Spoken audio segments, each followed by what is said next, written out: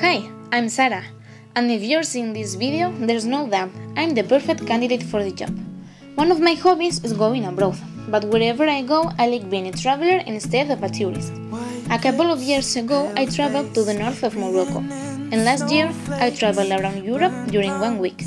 These experiences made me realize of the different cultures around the world. I've been practicing ballet since 2008. It's the best thing I could have ever done. But I wish I had started it when I was a child. I've performed in different theaters, and I've learned what's the real meaning of sacrifice and discipline. That's what I've become, a responsible, hard worker and engaged person. I'm the kind of person who is looking to go beyond and don't like to sit there for the minute. I'm enthusiastic, happy, sporty, crazy. I love nature and I love spending time with my friends and my family. I love animals too. In fact, I gave a kiss to a seal once.